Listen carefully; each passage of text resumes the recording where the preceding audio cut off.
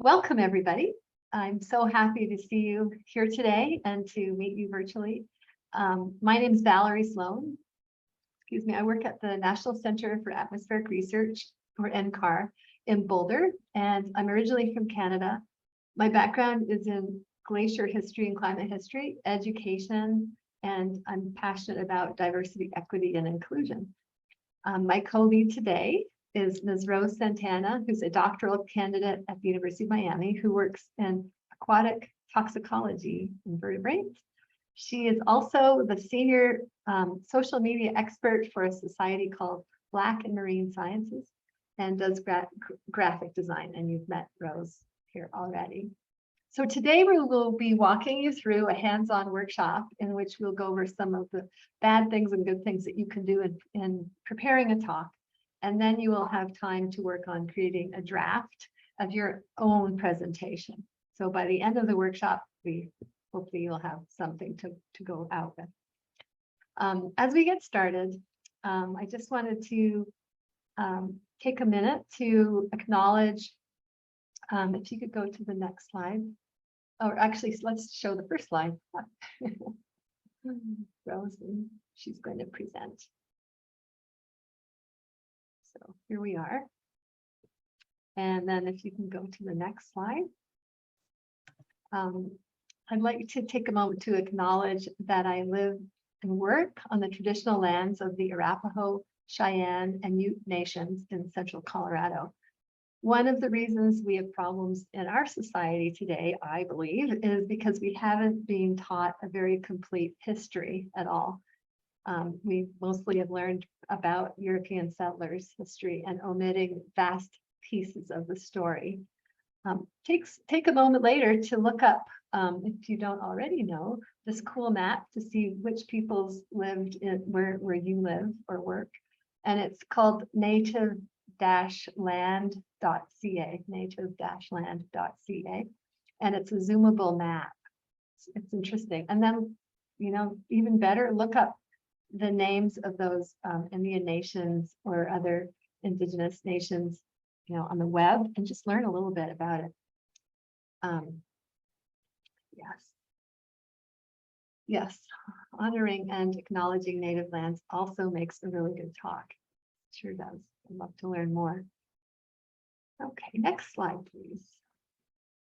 So what we're going to do is Rose and I are going to go over some things that with you about slides, like what makes them good, what makes them not so good. We'll review the anatomy of a science talk, and we will provide a few tips on how to prepare. We'll probably break some of the rules or some of the tips that we're suggesting, so please forgive us. And then we're going to do some workshopping. And at the end of the workshop, we will ask for about 3 volunteers to present their brand new talk. So these are going to be not like finished formal talks, but using images from the web that are sort of makeshift or your best guess at what your title might be. It doesn't have to be the real deal. Okay, so Rose, do you want to go ahead on the next slide? Yeah, so I don't know about you guys, but I think science is fun, right? It can be fun and it can be interesting and it can be engaging. It can also be extremely dull if you don't present it right. So, just for argument's sake, for example, this map here shows air quality data that was measured using satellite imagery. So we can make science a little bit more relevant by connecting it to life on Earth, by connecting it to people, plants, and animals, and things that people tend to want to care about. It's very easy for us to be like, hey, I don't know, Antarctic krill are really cool. And people are like, well, I don't know what that is. Why should I care about it? But then when you start relating it back to people and, well, you can use the krill to save the whales. People are like, oh, well, we like whales. So, when you relate it back to people, it makes people want to care. For example, research shows that living in places with higher traffic related air pollution may be bad for the brain. The first study looked at over 680,000 adults living in Vancouver, Canada, and found that those who live near major roads or highways faced a higher risk of dementia, Parkinson's disease, and multiple sclerosis. And, this study leads the author to believe that air pollution is the culprit, which that isn't problem in and of itself, right? um, so in this slide, or this map, it shows the tracks of all tropical cyclones that formed between the years 1985 and 2005. We can study storms and hurricanes and make them applied by looking at risk impacts and communication around storms. And one of the points is to show the locations of storms at 6 hourly intervals and use the color scheme shown to the right from the Saffir-Simpson hurricane scale. However, we have these maps, but these maps and that show us these cyclones, they don't really tell us what happened. They don't tell us the remnants of the storms. They don't show you that all of those triangles are people's homes, that people are affected by this. And that's one of the major important parts of science, is showing, science is about giving back to the community. This map is great because it's a great visual representation, but it doesn't show us what actually happened, which are those, images below of homes that were destroyed through these storms. Yeah, and these are from Puerto Rico, from Yes. Hurricane Maria. And so people end up studying risk, for example. Insurance companies are hiring people to look at risk. They look at communications during and following, major natural hazards. They need people who understand the geosciences behind it. And another really cool project that was done was actually called Smart Ice. So these satellite images show sea ice in 1987, and then again in 2021. So as we can see here on the left and the right, that sea ice has decreased significantly. Sea ice is important because it reflects the sun's radiation. It bounces back to space, but as it shrinks, open water absorbs and re-radiates that energy as heat. And also, thinner ice is more dangerous to cross for fishing, hunting, or other travel, which is very important to indigenous communities in the Arctic, especially the Inuit, who rely on sea ice. And people say it great, we can make a difference with our science, working with communities. Val's friend actually developed a program with the Inuit people in Canada's north to create an app called Smart Ice. And it uses satellite imagery to update on ice conditions. And, by augmenting local knowledge and supporting traditional sea ice use, Smart Ice promotes Inuit culture, intergenerational learning, and community well-being, which is pretty cool. Yeah, it's been a real success too, this app. So people tune into it to see, is it safe to travel that way on the sea ice today? In addition to what they see. Okay, next slide, please. So still sticking with sea ice. So every summer, sea ice extent in the Arctic Ocean. It shrinks with the warm weather to a minimum before winter starts. This usually happens in September. The graph here shows changes in the September sea ice minimum, the extent of it over time, so over years. So notice in terms of giving a talk that this graph is big enough to see. And as a speaker, I should point out that the x-axis shows time with the years, and the y-axis shows the spatial extent in million square kilometers. So, and you can notice the decline over time. So this is really great because as a thing to present, you can read it, you've got somebody explaining it, and it's not all busy and cluttered. On the other hand, next slide. Oh, that's weird. Here we go. Okay. So let's look at this slide, for example. One thing that I can immediately point out on the slide is the graphs are too small. You never want to clutter multiple graphs on one slide. You can barely read the legends. So it's kind of hard to interpret what's happening and what these graphs are trying to represent. I've always sort of held a good rule of thumb that you should also know exactly what you're putting on these slides.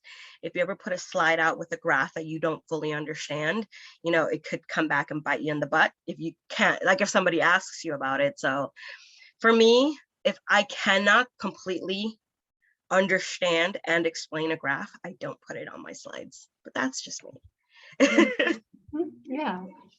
Well, and to make matters worse, often scientists put extra text on there as well. And so it's just a little bit of overwhelm. So In this case, what do you see? What do you see that's problematic? I know there's plenty to work with here, but in this particular slide, you can either unmute and speak, or you can use the chat. What do you see as problematic?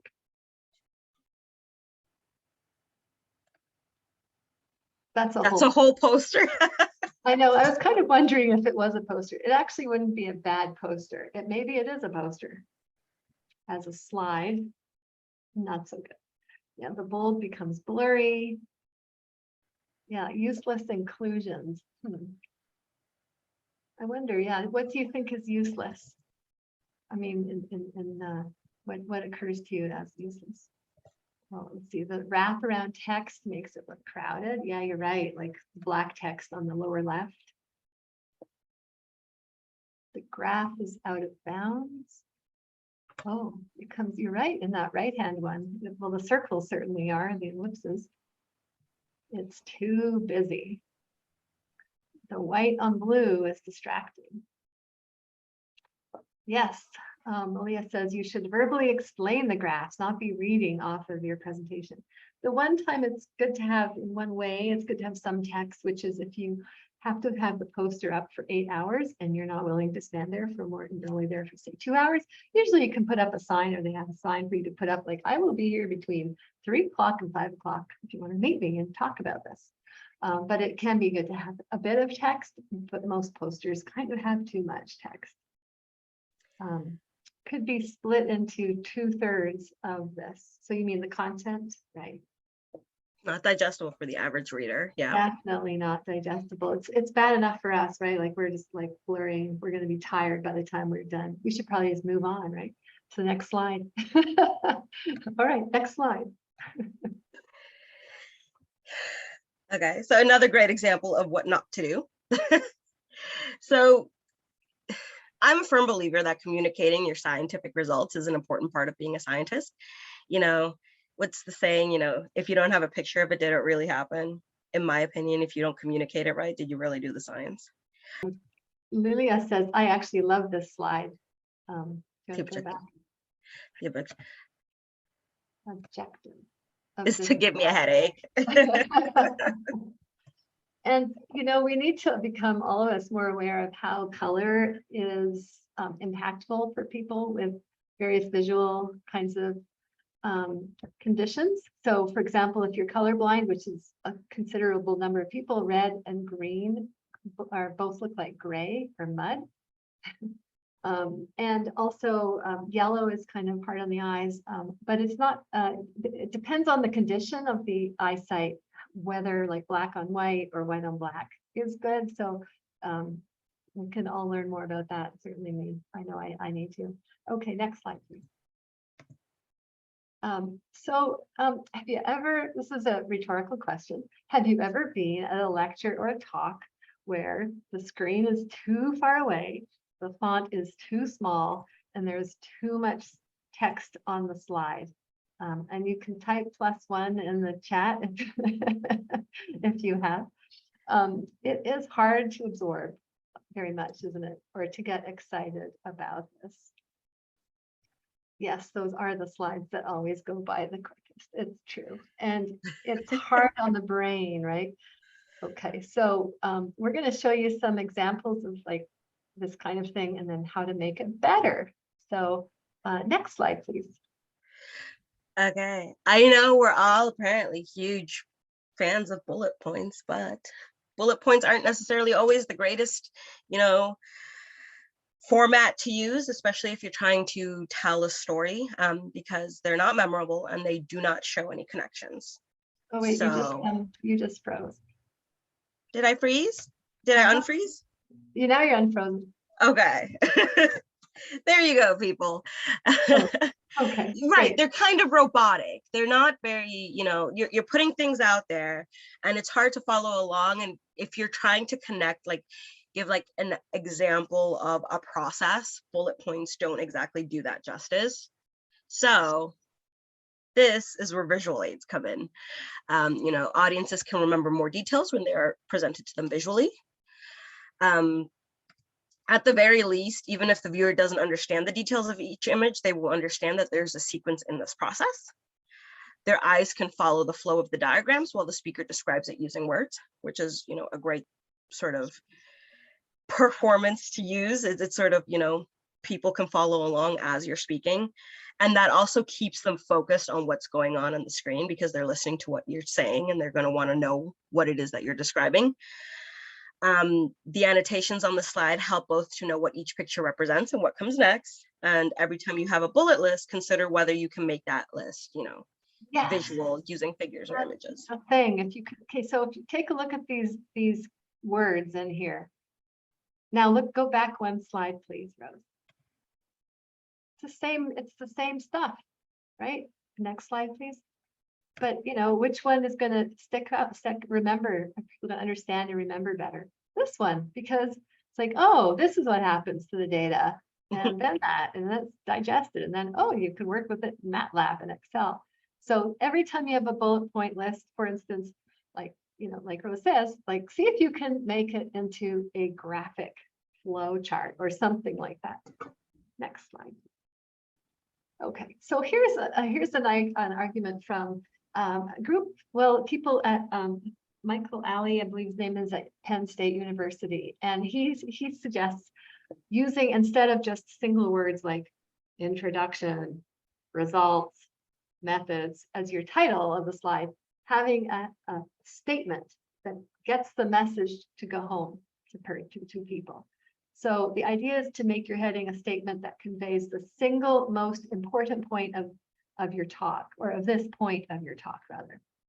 So for example, it could be about the methods, or it could be about the results, but it could be like, instead of methods, it might say the first step of analyzing satellite data was georegistering the images. Or the results might be the ocean water samples showed a decrease in temperature with increasing depth. So you have to ask yourself, what's the most important point of this slide? So this is a slide within a slide. And in the slide within the slide, it says fillets reduce leading edge vortices in nature and in engineering. So this looks like it's a submarine being designed rather, and they are trying to design it to be like a shark fillet. It's a great analogy as well, which is nice, but there's minimal text and the point is made at the top. So you want to get the point into that statement. Next slide, please. So in a study at Penn State with Michael Alley, he compared two classes who were taught using, one was taught using the traditional method of teaching, and the second one, which was his method of assertion evidence model of slides, where you make your statement at the top. So with the two groups, they were taught at the same time, two different classes, large classes. And the second group was able to recall things more successfully. So on this example, you look at the left side and you think, okay, there are 5 bullet points, and I don't know which point I should take in my brain. And on the right-hand side, the title gives us the thing to take home. Okay, like, oh my gosh, would you believe that iron ores make up 95% of the metals used, and it's only 5% of the Earth's crust, that kind of thing. So Kendrick says, I prefer a combination of both. Some points deserve just bullet points and nothing too flashy. Well, you're right. There's no one way to do it, but you kind of get the idea. Like here, it's being highlighted. You're being told what's important, right? Next slide, please. So it turns out, guess what? The language center of the brain does not do a very good job of multitasking, like listening and reading text at the same time. So although maybe you're skilled at listening to YouTube and writing and whatever, but listening to a speaker and reading their text at the same time is very tiring on the brain. It's hard. On the other hand, having images to look at while someone is talking, it can be helpful, particularly if you're visual, which a lot of people in science are. So actually the text in a slide is more often to help the speaker. It's more often there to prompt the speaker to remember what to say than it is for the audience to understand it. So that, remember that, and know that if you write a script, for instance, for your own presentation, and you practice it and it becomes familiar, then you don't need to put all the text on the slide. And maybe you just put a couple of things on the slide. Next slide. So one of my more memorable talks that I've attended, they used this graphic right here on the screen, which I loved. So I'm in aquatic toxicology, so bioaccumulation and biomagnification are, you know, two topics that can be jargony to some people. And I loved the way that they used this graphic. It's, you know, a great example of using visual aids as an extension of your talk. You know, the graphics shouldn't be the only thing that, you know, you're focusing on, and, you know, the presentation, the graphics really should be an extension of your talk, you know, as supplementing it. So in fact, this was the graphic and this was the presentation that inspired me to use a lot more graphics and way less text when giving presentations, just because I thought it was, you know, a really great way of showing how a visual aid helps break down complex terminology into something that is easy to understand. You know, you don't have to have a science background to sort of follow along with, okay, well, bioaccumulation, you know, the contaminants level, you know, are in the fish and they, you know, accumulate over time, and biomagnification, it's moving up the food web. And it was just a really great way to take something that seems complex and break it down into a way. I'm like, oh, okay, this makes sense.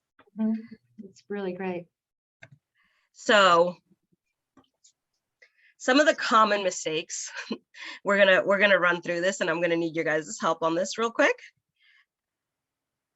Let's identify what's problematic with this slide. So you guys can put it down in the chat or unmute yourselves, whichever is easiest, and tell me what's problematic with this slide. What are some of the mistakes that you see?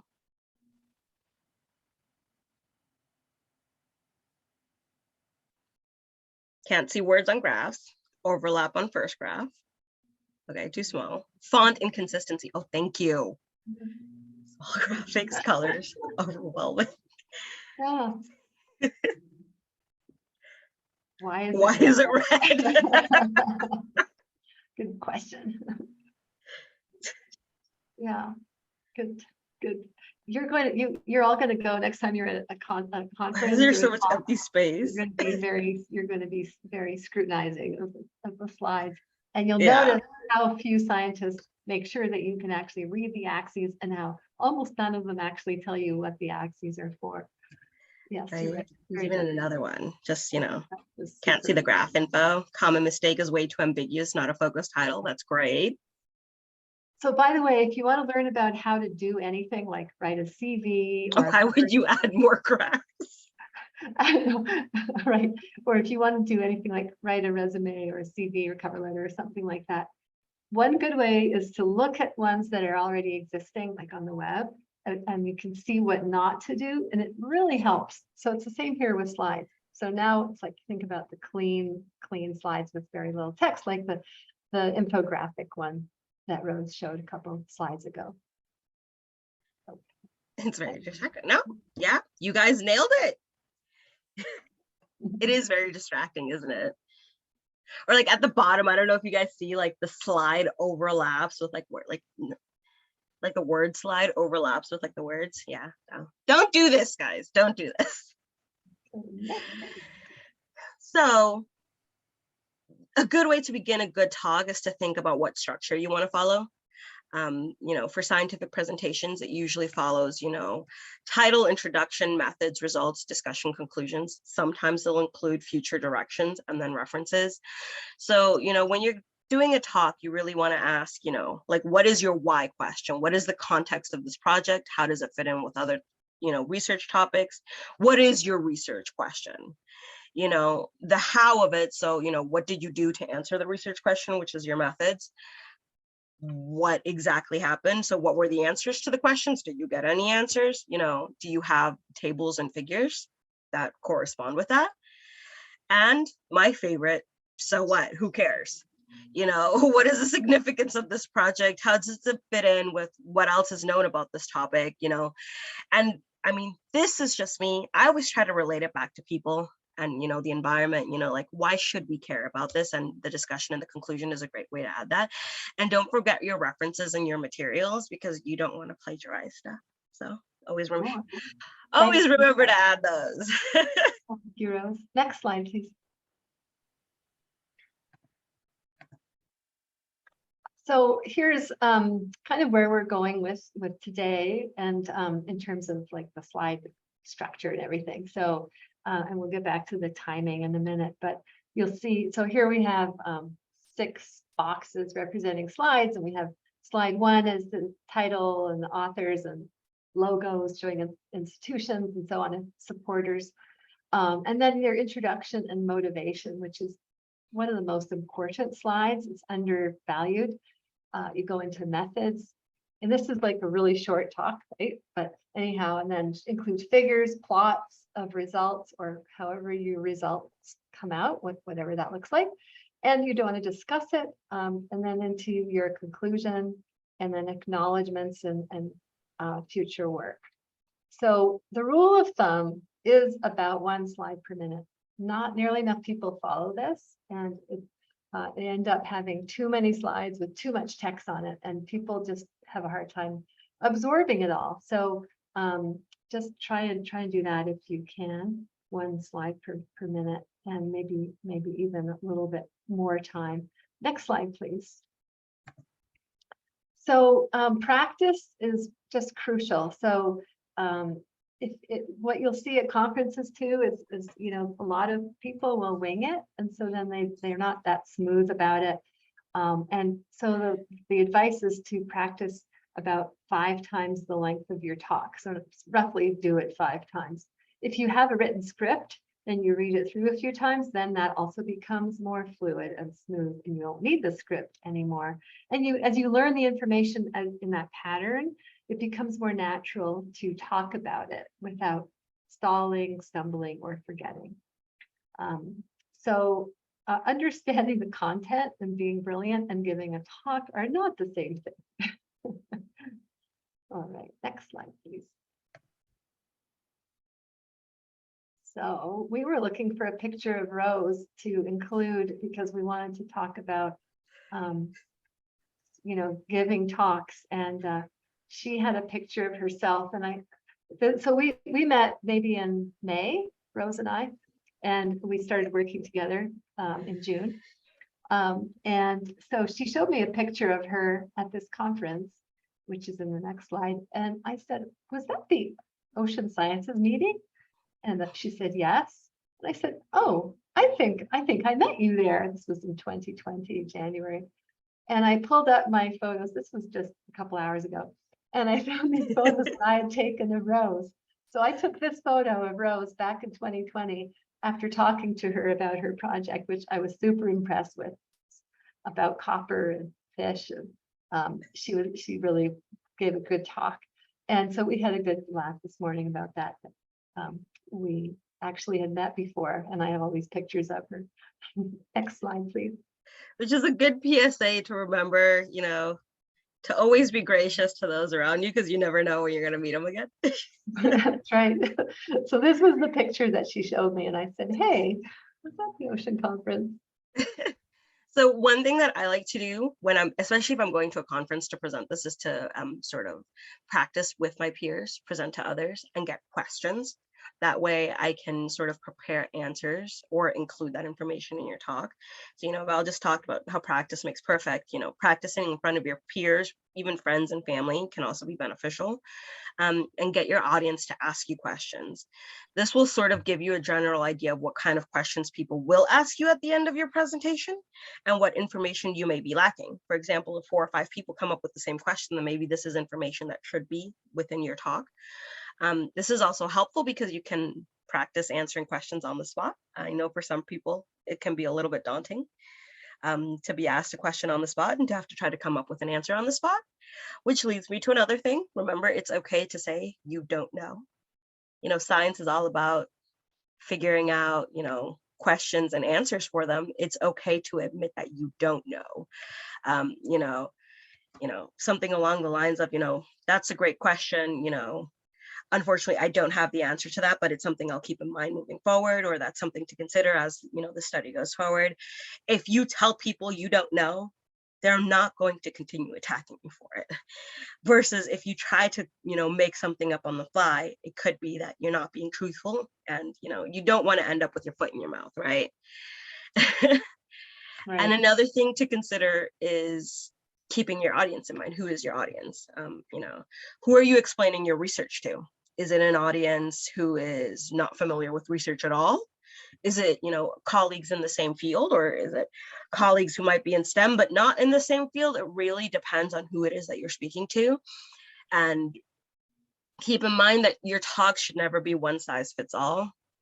For example, I have like I don't know what it is, like for my copper talk, it's like 50 slides, and I take away from that depending on who I'm speaking to, just so everything's in one place, and I can kind of tailor that to people who you're talking to. Never assume that people know what you're talking about. I've been in so many presentations where somebody has been like, oh, well, I assume you all know what this means. And you just hear crickets in the room because you realize half of us don't know what the heck it is that they're talking about. And it's also a really good way to alienate your audience, which you don't want. And avoid jargon and complex terminology. We get it. We learned really cool Latin phrases, and now, we got to shove them in everywhere, but not everybody understands it. And you kind of want to make your talk as inviting as possible. So. And I just want to point out that this cool graphic was made by Rose, which I think is beautiful. So. Right. So for me, I do a lot of science communication work. And for example, I use social media a lot to communicate science. You don't want to use complex terminology, for a YouTube video, or for, an Instagram reel, or for a TikTok, nobody cares. You have to sort of really tailor what information you're giving to your audience and how you are delivering that as well. Mm-hmm. Like this graphic probably wouldn't fly at a conference, but it does well on social media. So. I don't know. I think it would. All right. Okay.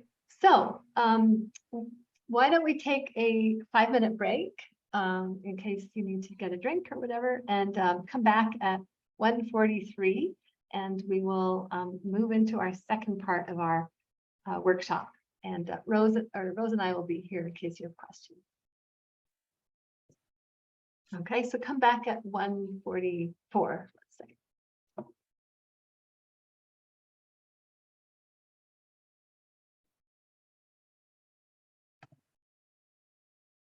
And when you come back, if you can turn on your camera to let us know you're there, that would be great.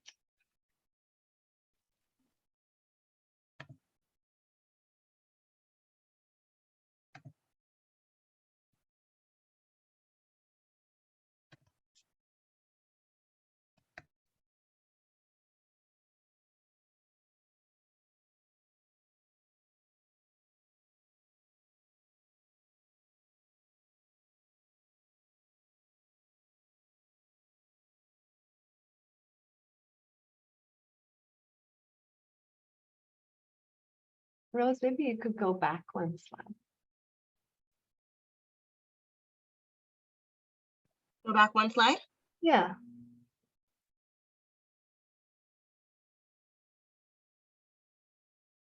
Kendrick, we are not showing a good example of a lightning talk, but would love to, do you know of a good one? Or some good ones?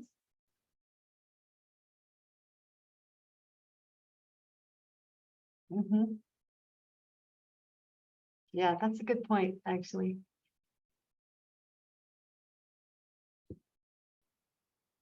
Oh, so what advice do you have, Kendrick, for a good lightning talk? Let's say 3 minutes. Oh, I see. The time buried.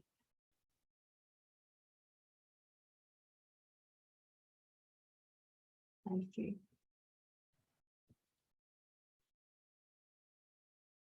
Yeah, lightning talks were definitely, those were interesting. I've seen some really good ones that nailed it, I think, in like 3 minutes. Mm-hmm. Were great. And I've seen ones where they did not get past the introduction. Mm-hmm. And those were bad because they got cut off. Oh, wow. Right. I remember seeing one where the person tried to cram in a 20-minute I mean, I think that's fairly common, 20-minute talk into a 5-minute talk, and it just doesn't work. You just want the, you know, the main No. of it. Or what are they called? Elevator pitches. Right. Sort of giving an overview of your research, you know, within, what is it, 60 seconds, like a minute. Yeah. I like 30 seconds. I think it's possible to get into the weeds in 60 seconds. So Oh gosh. yeah, you really have to be brief, because if you think about it, how long are you on an elevator for a whole minute being able to talk with somebody before somebody else interrupts or something like that? Yeah, when we were learning how to do elevator pitches, our professor kind of put us on the spot because we had to attend like a webinar, not a webinar, like a workshop, like an in-person workshop back then. And you know, our professor had given an update of what was happening in the class, and they're like, we just went over elevator pitches in classes today, and they practiced. And you know, the person who was running the workshop, like, that's great. And he's like, yeah, guys, go ahead, give your elevator pitches now. And we're just all like, I was like, I do work, I do research, I don't know. Yeah, it's the why, you know, keeping it simple, not using jargon, and talking about why it matters. Like, for example, we had students who were working on solar flares, and they were, you know, working on telescopes. And at first they would talk about the telescopes in their elevator speech. And eventually by the end they would say, hi, my name is Isis and I study the sun. The sun is important because it impacts our communication, radio and cellular. So for instance, during Hurricane Harvey in Houston, Texas, the solar magnetic radiation of the day or of the week was so bad it interfered with the first responders communicating with each other. And so I'm working on a piece of a telescope to improve our measurements and understanding of the sun. And you see how it's a short speech. That's for somebody who's not a specialist, but nonetheless, it's showing that the person knows, like, why is the sun important? So I think that was it for a break. If everybody Okay. could either Can you pop turn their back camera on or give us Really? any indication in the chat that you're back. Yeah. So we know Turn you're on back. the cameras, because it would be super cool to see you for even, you know, a few seconds if you dare. I know everybody's shy post-COVID. I can. It's not done. I didn't do the conclusion or acknowledgements, but Oh my gosh, well, you got further than I would have. I probably would have gotten about 2 slides, one or 2 slides. So, all right. I mean, Okay. it's not very in depth at all, but No, it's totally fine. Like, you know what? It's just thrilling to me that you have anything after half an hour. So you go for it. So do you want to just go ahead and share the screen? yeah, let me do that, I guess. How do I? So there's it down. Yeah, sorry. That's okay. Oh, looking nice. Oh wait, no, not share, slideshow. There we go. Okay, sorry, that's the end. That's okay. So Go this ahead. the title of my presentation. It's not pretty, but whatever. So a review of the assassinfly genus Anapidatus in Namibia, Dipteria acidulidae, which are flies.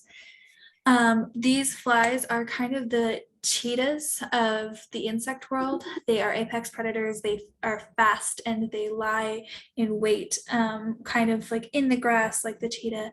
And then when they see prey like a gazelle, or in their case another fly, they quickly move and catch their prey and eat it. They are also a mix of the most disliked bugs. They have the breed in predation like a dragonfly, but the proboscis and size more like a mosquito, and the neurotoxin that liquefies the inside of their prey like a spider. But they're harmless to humans, so we don't have to be afraid of them. Wow. I've been using scientific illustration to model physical differences in a potential new species of assassin fly, comparing them to the rest of their genus, which is in Anipidatus. Beautiful. This new species, or hypothesized new species, has sexual dimorphism, not seen in other species in the same genus. So males and females have different traits. These are not actually pictures of my flies. They are just representations.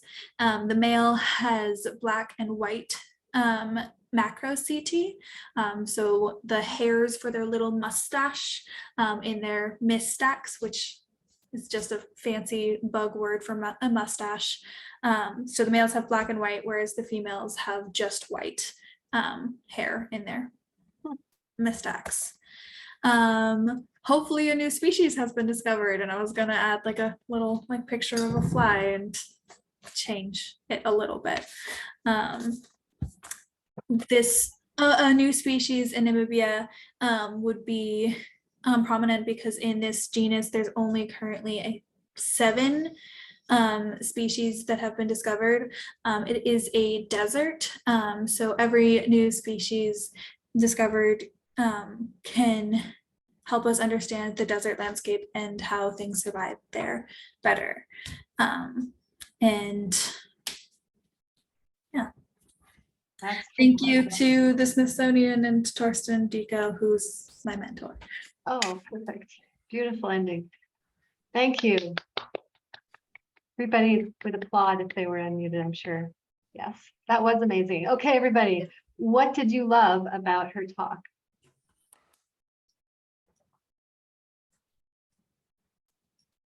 You can unmute if you like, or you can write in the chat. What did you like? What did you think she had done well? They poke pictures of themselves. I did. I love the picture that you included of yourself doing the research. That was awesome. Look at all of that action shot in the lab. Yeah. Confident. You know the topic and was confident in the info. Yeah. Great visuals. I love the white space and that you had really cool photos, even if they're not the right photos. It's really interesting to see. I would have thought that they were the right photos. I thought they were.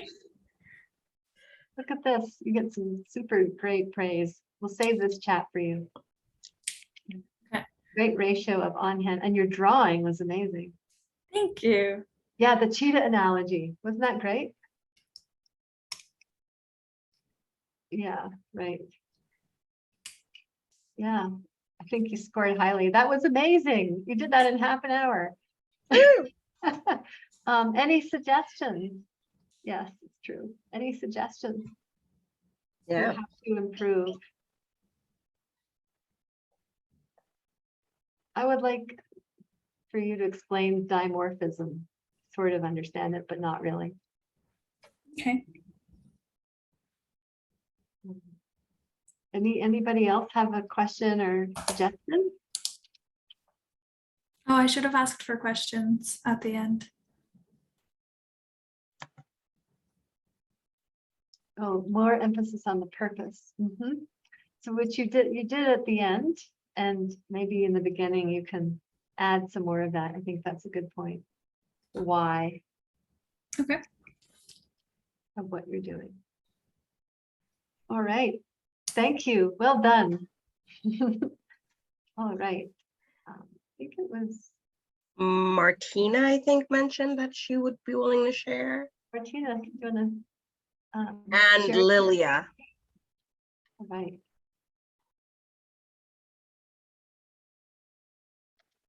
Do I have to turn my camera on? You don't? I mean, we'd love to see you, but you don't have to. If you want to just show your slides and share your screen, that's fine. Okay.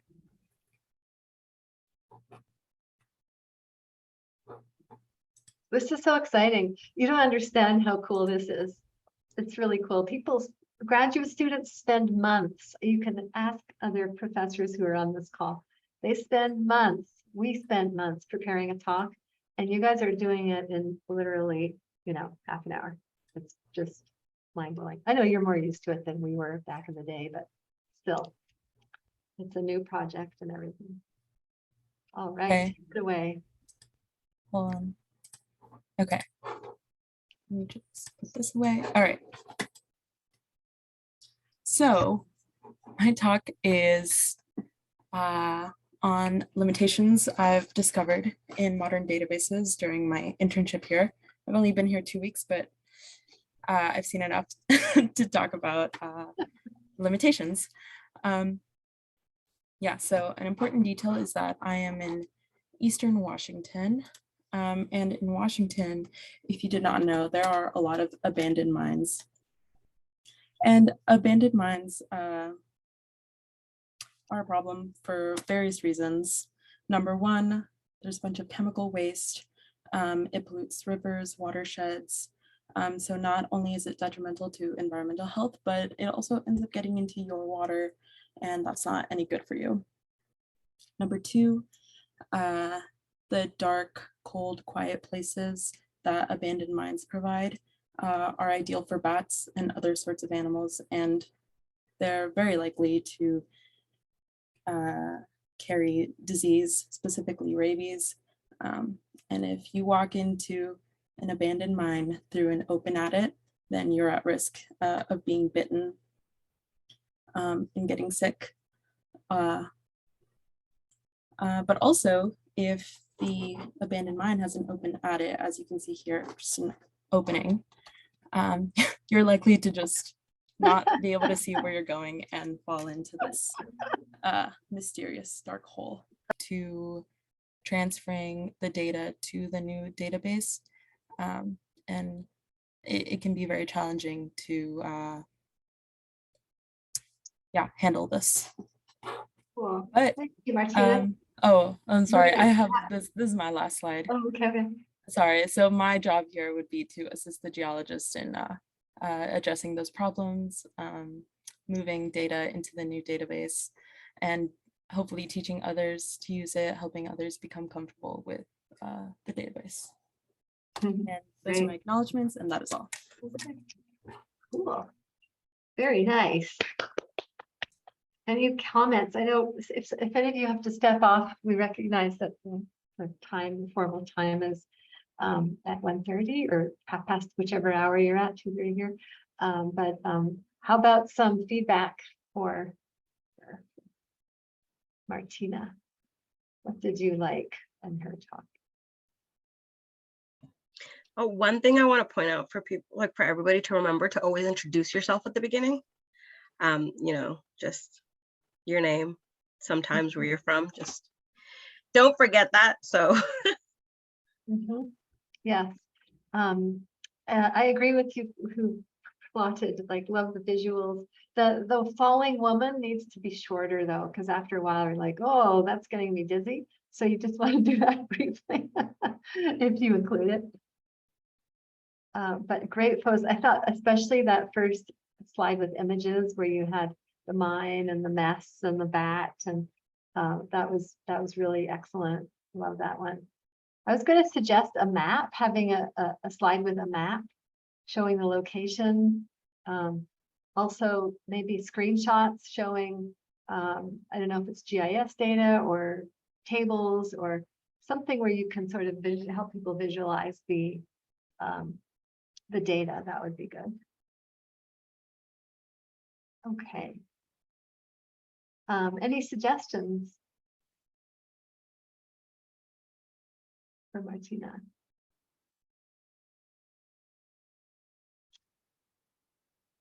No suggestions. Okay. Well, if you need to step away, please, we understand, and thank you for coming. There are a couple more people who are open to presenting, so I know I would love to see them, and anybody can stay to see them. So who was the third person that mentioned? Oh, was it Lilia? Were you going to do it? yeah, but Lilia has to go. Oh, really? Oh, darn it. Okay, sorry, Lilia. Chantel, would you like to? Yeah, I can. Okay. Go ahead and share your screen.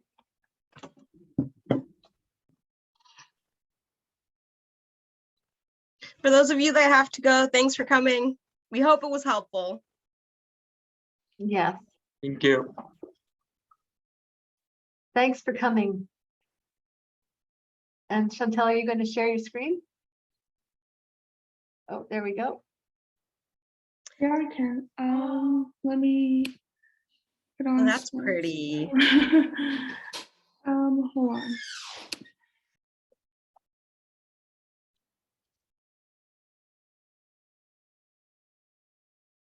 Yes, and good luck on your projects is right. Okay, so the first beginning is about yucca. I left this plain, so I'll explain later. What about yucca? It's very important. It's located in the Four Corners area. So you see Utah, Colorado, Arizona, and New Mexico. It's located within these four regions. And this is just an image I found on another artist that I follow on Instagram. And she did a really good representation of yucca. She did the flowers, the leaf, and how beautiful it came out of a yucca. Yeah. Next is how is it affecting Navajo Nation? This is my hometown, Rock Point. You can very see how dry it is. We're in a valley of rocks. You can see from the image on the left, it's very rocky, but you see very less of yucca in the picture here below. You see very few of it because it's very drought and it's humid here. So Arizona is people think of Arizona as Phoenix or Mesa. No, part of the reservation is Rock Point. So that's my hometown. And you can see how much water and these plants are really trying to absorb as much moisture and rain as it can, basically. Traditional culture usage of yucca. You can see like on the left is the root of a yucca. So on the right, you see a traditional woman using yucca to wash her hair. So it's really nice to see how images like these are still used, and we still use traditional methods with yucca. We still use in our ceremonies and our culture and just everyday life materials. So that's really cool to see that people are still collecting yucca, but it's a big cause just to find the right plant, the right size to get this large of a soap to create for conditioning or shampoo.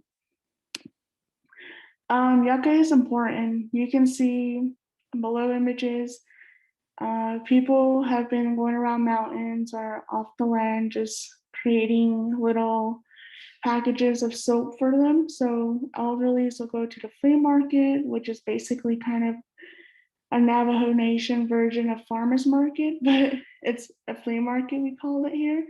So they would make soap, herbs, or shampoo or conditioner out of all these yuccas they collected. And it's really cool that the next generations are making cool bars of soap that we can easily grab from the flea market and use it and have traditional herbs with us all the time.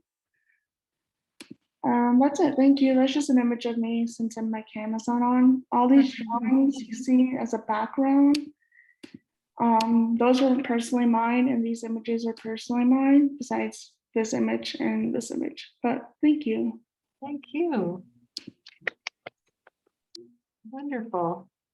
Amazing graphics. I love the graphics. Yeah. The images that you have in the back and the front, really, really terrific. Thanks. Thank you guys so much. You guys were awesome. Yeah, you were. That was fantastic.